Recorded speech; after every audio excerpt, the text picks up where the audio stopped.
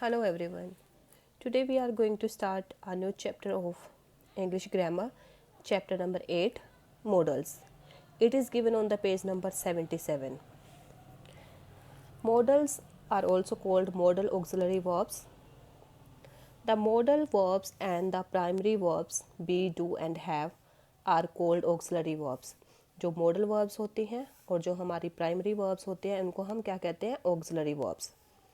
The difference between these two group of verbs is that we can use modal verbs as auxiliary verbs only. कहते हैं इन दोनों के बीच में difference क्या है कि जो modal verbs होती हैं उनको हम सिर्फ auxiliary verbs के रूप में ही यूज़ कर सकते हैं. In other words, we cannot use modal verbs on their own in a sentence. कि जो modal verbs हैं उनको sentence में on their own ही उनको यूज़ नहीं किया जा सकता. As they are not complete by themselves, क्योंकि वो अपने आप में complete नहीं होती. We have to use with them other verbs. उनके साथ हमें दूसरी verbs का यूज़ करना पड़ता है.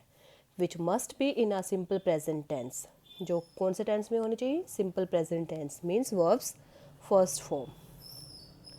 Each of the modal verbs is used with another verb to express ideas such as ability, necessity, obligation, permission, possibility, wish, etc. that are not expressed by the main verb.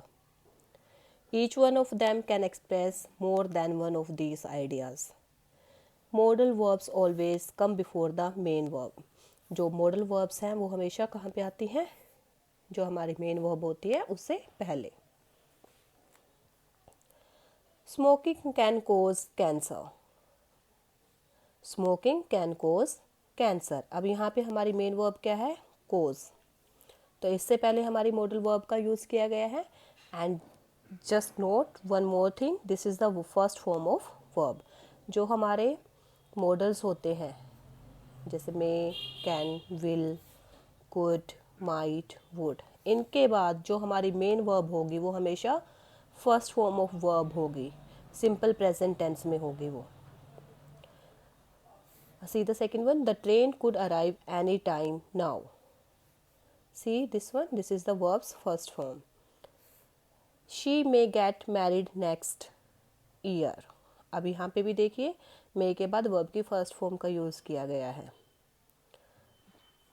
Fine. Now see the uses of modals. Firstly, we will see the uses of shall. Where we can use shall. Shall is used with with person pronouns to show future action. जो first person है, first person कौन कौन से होते हैं हमारे? I और we.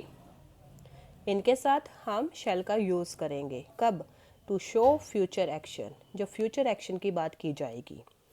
I shall be asking him about the travel plan tomorrow. We shall all gather on the beach this weekend. We shall be having a vegetarian meal with the vegetarian uncle.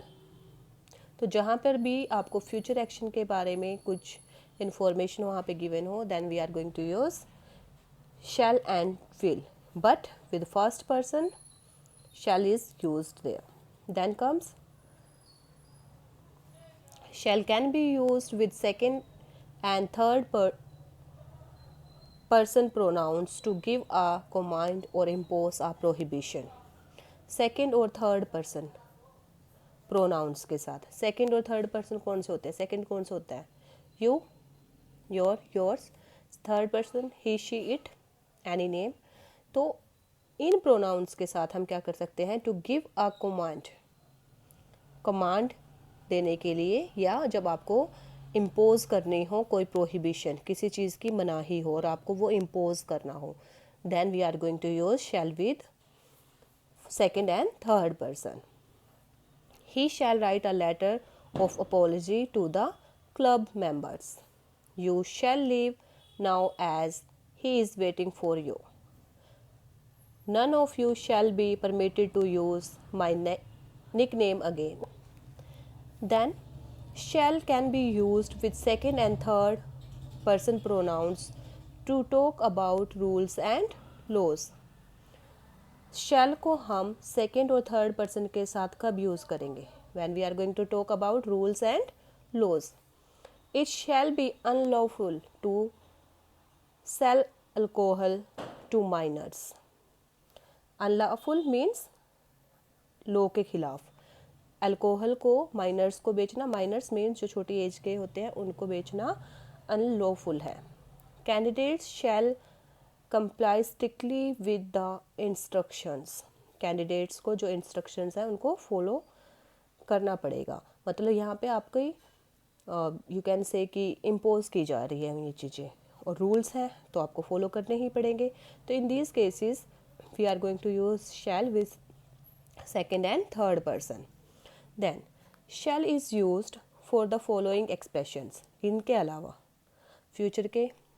Future जब action show given हो उसके साथ साथ जब आपको कोई command या prohibition impose करनी हो, रूल्स और रेगुलेशंस के बारे में कुछ हो, उनके अलावा और कहाँ पर हम शैल का यूज़ करेंगे? Shall is used for the following expressions. Shall we dine here, let us dine here, shall we. यहाँ पे ये सजेशन और क्वेश्चन, जब सजेशन और क्वेश्चनिंग होगी तब भी हम शैल का यूज़ कर सकते हैं. Shall we dine here, dine means क्या हम यहाँ पे खाना खा सकते हैं. लेट अस डाइन हियर, क्या हम यहाँ पे खाना खाएं. शैल वी, क्या हम. तो यहाँ पे सजेशन भी मांग रहा है वो और क्वेश्चनिंग भी हो रही है. देन फॉर डिटर्मिनेशन, डिटर्मिनेशन के लिए भी हम शैल का यूज़ करते हैं. We shall get this jigsaw puzzle done completely by tonight, कि आज रात तक हम ये जो पजल है इसको सॉल्व कर लेंगे. We shall walk all the way there together, intention को शो करने के लिए भी हम शैल का यूज़ करते हैं. He said he would be a famous magician when he grew up, we shall see. Expectation को शो करने के लिए भी हम शैल का यूज़ करते हैं. इस सेंटेंस में देखिए ही सेड, उसने कहा, he would be a famous magician, कि वो एक फेमस मैजिशियन बनेगा. व्हेन ही ग्रू अप, जब वो बड़ा होगा.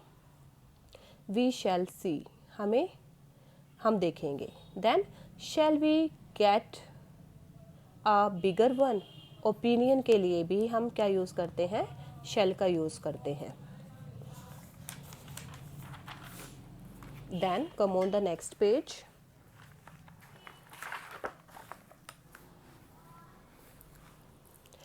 शैल is used in asking questions, it comes before the subject.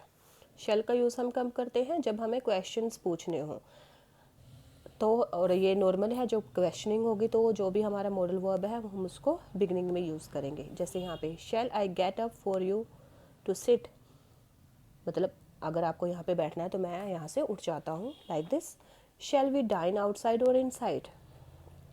When shall we visit grandma again. Then comes should. Should को हम कहाँ पे यूज़ करेंगे? Should is the past form of shell.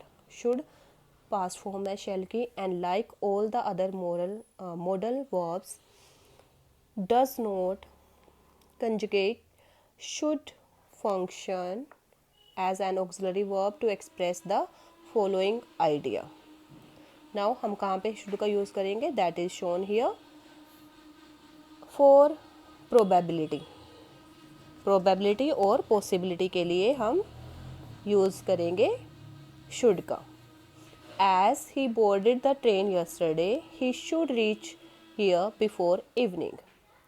Every citizen should respect the law. obligation और duty के लिए should का use. then for condition, surprise, suggestion, opinion, expectation, wish, emphasize, इनके साथ हम क्या यूज़ करेंगे? हम should का यूज़ करेंगे.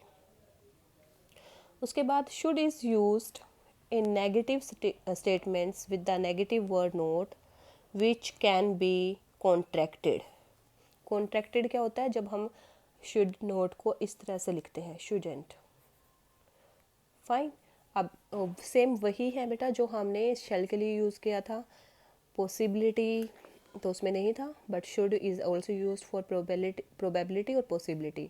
Then obligation and duty, condition, surprise, suggestion, opinion, expectation, wish, emphasise, इनके साथ हम शुड का यूज़ करेंगे. Let us see how.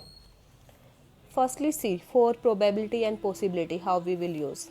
As he boarded the train yesterday, he should reach here before evening. क्योंकि वो कल से ट्रेन में बैठा हुआ है, he should reach here before evening, तो उसको यहाँ पर पहुँच जाना चाहिए इवनिंग से पहले. तो यहाँ पे एक पॉसिबिलिटी है कि पहुँच जाना चाहिए. नॉर्मली जो शुड होता है हमारी किसकी सेंस बनती है, चाहिए की sense. Every citizen should respect the law. Her citizen को लॉ की रिस्पेक्ट करनी चाहिए, जो कानून है उसकी रिस्पेक्ट करनी चाहिए. तो ये ओब्लिगेशन भी है और ड्यूटी भी है, बोथ. तो उस केस में हम क्या यूज़ करेंगे, should. If he should die now what would come of his fleet of luxurious cars. Condition यहाँ पे, if he should die now, अगर वो अब मर जाता है, what would become of his fleet of luxurious cars, कि जो उसके पास इतनी सारी कारें हैं उनका क्या होगा. At the marketplace, whom should I meet but my lost puppy. तो वो कहता है कि यहाँ पे सरप्राइज़ के लिए कि at the marketplace whom should I meet but my lost puppy, कि मार्केट प्लेस में मैं मतलब किससे मिलूँ, किससे मिल सकता हूँ, बट माई लोस्ट पपी, क्योंकि उसका जो लोस्ट पपी है वो तो उसको मिलेगा नहीं, तो उसके अलावा वो किससे मिलेगा. तो वो यहाँ पे एक ऑल ऑफ अ सडन जो उसके अंदर फीलिंग आ रही है, that is he was showing there. You should go back to your previous master. तो यहाँ पर वो सजेशन दे रहा है कि आपको अपने प्रीवियस मास्टर के पास जाना चाहिए. What colour should we use for the kitchen walls. Asking for the opinion, कि किस तरह की कलर का हमें यूज़ करना चाहिए किचन वॉल्स के लिए. There should be a large crowd at the festival.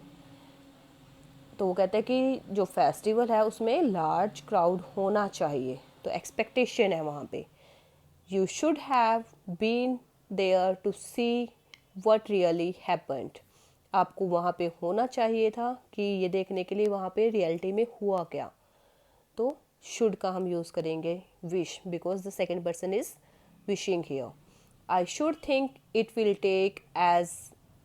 Take us more than 2 hours to complete it.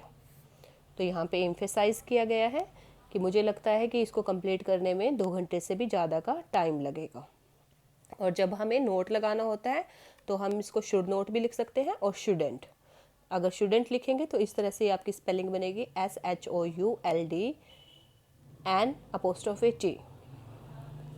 I hope this is clear. This is all about shall and should.